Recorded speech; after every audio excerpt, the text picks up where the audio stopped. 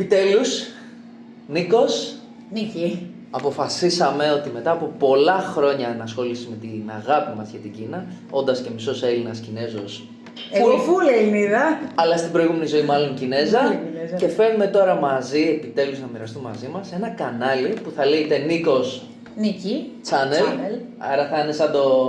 CNN αλλά ανάποδα. Ανάποδα, NLC. ναι. Είναι σαν λογοπαίγνιο, οπότε είναι και εύκολο να το θυμάστε. Τι θα κάνουμε σε αυτό το κανάλι? Λίγο απ' όλα. Αρχικά ποιοι είμαστε να πούμε και πώς γνωριστήκαμε. Εγώ και ο Νίκος γνωριστήκαμε μέσω της κοινής μας αγάπης για την Κίνα και τα κινέζικα κυρίως. Οπότε γνωριστήκαμε όταν πλέον ήμασταν φοιτητές. Ας το πούμε έτσι, όταν σπουδάζαμε την κινέζικη γλώσσα και αυτό μας έφερε κοντά. Και επειδή συμπαθήσαμε ο ένας τον άλλον, εκτός από πολύ καλοί φίλοι, γίναμε και συνεργάτες. Πες κάποια πράγματα από αυτά που έχουμε κάνει μαζί. Με όλα αυτά τα χρόνια έχει οριμάσει και σε εμάς μέσα η κουλτούρα των Κινέζων, γιατί δεν φτάνει μόνο να είσαι μισός Έλληνας, μισός Κινέζος ή να σπουδάσεις τη γλώσσα. Πρέπει να πας στην Κίνα αρκετές φορές λόγω δουλειάς, να διδάξεις τη γλώσσα, να καταλάβεις την ετυμολογία, τον τρόπο που σκέφτονται, να μπεις στις ρίζες, να τις ξεριζώσεις και να τις κάνεις δικές σου.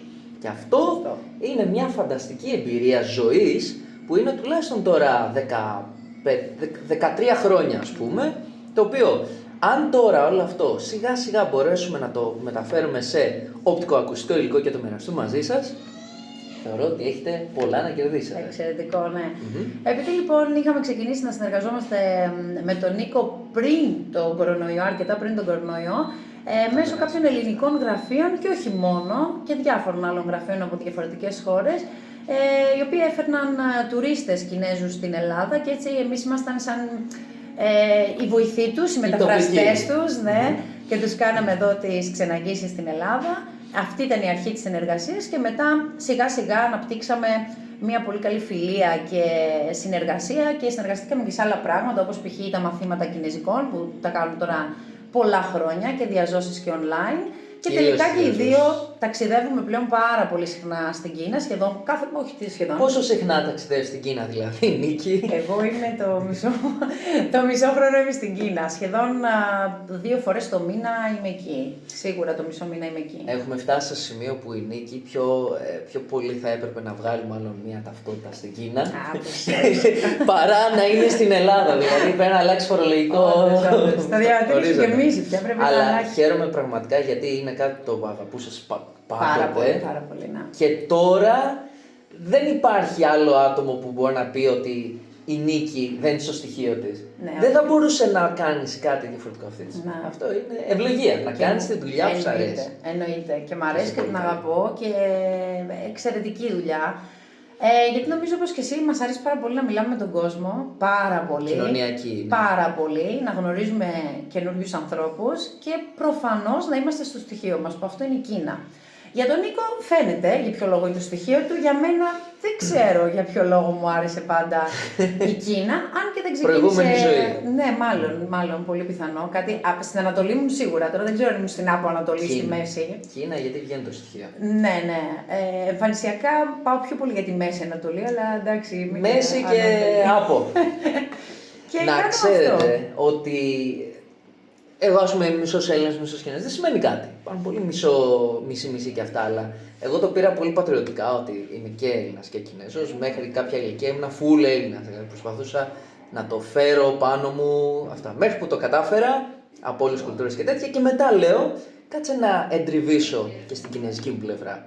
Γι' αυτό δίνω και μεγάλη έννοια και σημασία ακόμη και στον τρόπο που αρθρώνω τις λέξεις και ομιλώ, ώστε να είναι ακαδημαϊκά ωραία τα ελληνικά μου, να είναι ευχάριστα.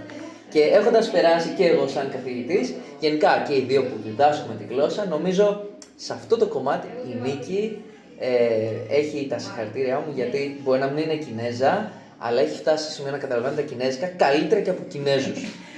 Καλά, και την ιστορία, εκεί νομίζω δεν μπορώ να συγκριθώ μαζί της, γιατί το έχει πια το DNA της, βγάζει το μανίκι και γράφει από κάτω κάτι για Κινέζους, ας πούμε, αυτοκράτορες. Ναι. Που είναι φοβερό. Οπότε αυτό μέχρι και εγώ, ας πούμε, όπως είμαστε Έλληνες, δεν ξέρουμε για τους παλαιολόγους, δεν ξέρουμε για την ιστορία. Κάπου πρέπει να τα μάθουμε. Εγώ, ας πούμε, θα μάθω κινέζικη ιστορία καλύτερα από τη Νίκη.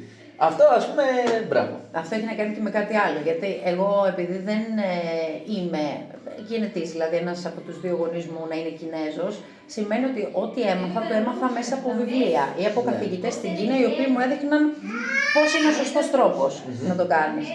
Αυτό θα πρέπει να ξέρουμε.